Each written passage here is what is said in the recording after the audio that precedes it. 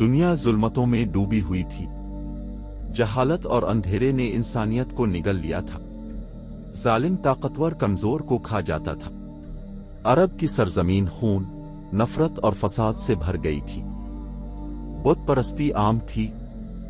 खाना कबा में 360 बुत रखे हुए थे। शिर्क, जादू और तासुब का दौरा था। इंसानी दिलों से रहम खत्म हो गया था। लड़कियां पैदा होती तो जिंदा दफन कर दी जाती। गुर्बत, बदअमनी और गुमराही ने मुआशरे को जकड़ रखा था। ऐसे माहौल में अल्लाह ताला ने अपने आखिरी नबी को दुनिया में भेजने का फैसला फरमाया। ये फैसला जमीन व आसमान के लिए रहमत बनने वाला था। मक्का मुकरमा के कुरैश कबीले में एक बुजुर्ग हजरत अब्दुल मुत्तलिब बैत अल्लाह के मुतवल्ली थे। उनके बेटे अब्दुल्ला अपनी नेकी, शराफत और खूबसूरती में मशहूर थे। कुरैश की एक नेक और पाकीज़ा खातून आमना बिन्त वहब उनके लिए मुंतखब की गई। अब्दुल मुत्तलिब ने निकाह का एहतमाम किया। निकाह की रात अब्दुल्लाह के चेहरे से एक नूर झलकता नजर आ रहा था। ये वही नूर नबूवत था जो अल्लाह ने दुनिया को रोशनी देने के लिए भेजा था। शादी के बाद यही नूर हजरत इम्ना के बन मुबारक में मुंतकिल हुआ। अब्दुल्ला ने शादी के कुछ अरसा बाद शाम की तरफ सफर किया। रास्ते में बीमार हो गए और वफात पा गए। हजरत इम्ना मक्का में अकेली रह गईं। उनके दिल में गम था, मगर ऐसा सुकून भी कि उनके बतन में एक अजीम अमानत है। महीने गुजरते गए। इम्ना ख्वाबों में नूर और फरिश्ते देखती। एक दिन एक ख्वाब में आवाज आई, ये आमना, तुम सब जहानों के सरदार की मां बनने वाली हो। जब तुम्हारा बेटा पैदा हो तो इसका नाम मोहम्मद रखना। आखिर वो मुबारक रात आ पहुंची। रबीउल अव्वल की 12वीं तारीख थी।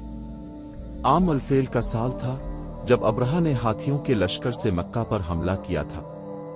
अल्लाह ने उनको हलाक कर दिया और मक्का को बचा लिया। ये वही साल था जब दुनिया को रहमत अल्लामीन से नवाजा गया। रात का वक्त था।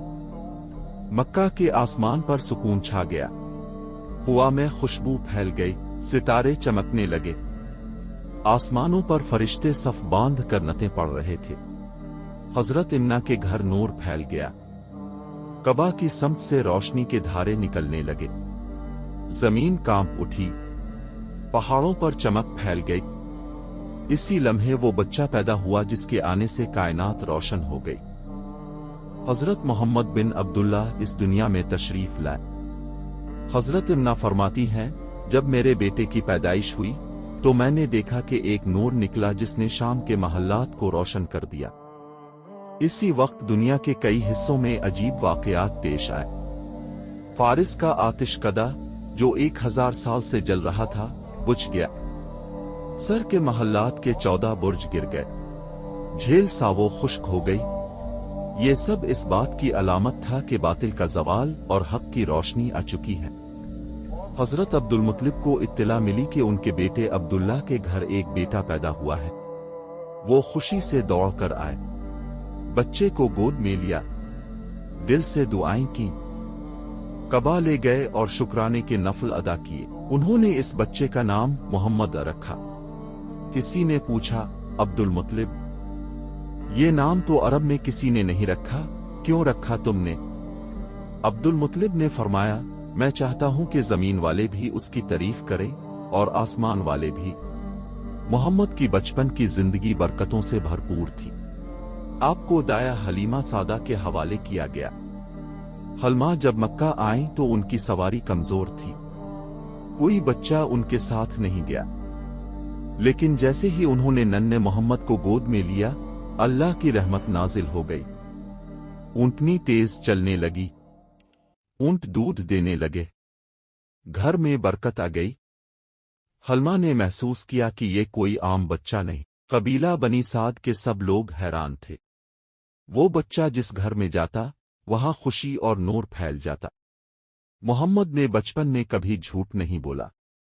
हमेशा नर्म मिजाज और मुस्कुराते रहते। चंद साल बाद एक दिन फरिश्ते आए। उन्होंने हुजूर का सीना चाक किया। दिल को निकाल कर धोया। ईमान और नूर से भर दिया। फिर सीना बंद कर दिया। یہ واقعہ شکم صدر کے نام سے مشہور ہے۔ یہ اللہ تعالیٰ کا خاص انتظام تھا تاکہ نبی کے دل کو ہر گندگی سے پاک کر دیا جائے۔ حلمہ ڈر گئیں اور بچے کو واپس مکہ لے آئیں۔ حضرت امنہ نے اپنے بیٹے کو خوشی سے سینے سے لگائے۔ پھر کچھ عرصہ بعد وہ یثرب گئیں اور راستے میں وفات پا گئیں۔ اب محمد یتیم ہو گئے۔ دادا عبد المطلب نے پرورش کا ذمہ لیا۔ وہ انہیں بہت پیار کرتے تھے۔ کہا کرتے، میرے اس پوتے سے بڑی شان ظاہر ہوگی۔ جب عبد المطلب کا انتقال ہوا تو چچا ابو طالب نے کفالت سنبھالی۔ نبی نے ان کے ساتھ تجارت کے سفر کیے۔ ہر جگہ آپ کی سچائی، دیانت اور نرم خوئی کے چرچے ہونے لگے۔ لوگ آپ کو الصادق الامین کہنے لگے۔ کسی نے کبھی جھوٹ دھوکہ نہیں دیکھا۔ آپ نوجوانی میں بھی انتہائی شریف النفس تھے۔ لوگ اپنے امانتیں آپ کے پاس رکھتے۔ پھر وہ وقت آیا جب آپ کا نکاح حضرت خدیجہ سے ہوا۔ وہ ایک مالدار اور معزز خاتون تھیں۔ انہوں نے آپ کی دیانت اور اخلاق دیکھ کر دل سے آپ کو پسند کیا۔ نکاح کے بعد گھر میں سکون اور برکت آ گئی۔ دن رات آپ عبادت میں مشغول رہتے۔ اکثر مکہ کے پہاڑوں کی طرف نکل جاتے۔ غار ہرا میں بیٹھ کر تنہائی اختیار کرتے۔ اللہ کی وحدانیت پر غور کرتے۔ دنیا کے ظلم اور فریب پر آنسو بہاتے۔ آسمان کی وسعتوں کو دیکھتے اور کہتے، میرا رب ایک ہے۔ پہاڑوں کی خاموشی میں روشنی چمکتی۔ فرشتے قریب آتے۔ کائنات گویا انتظار میں تھی۔ انتظار اس لمحے کا جب زمین پر آخری نبی کو وحی ملے گی۔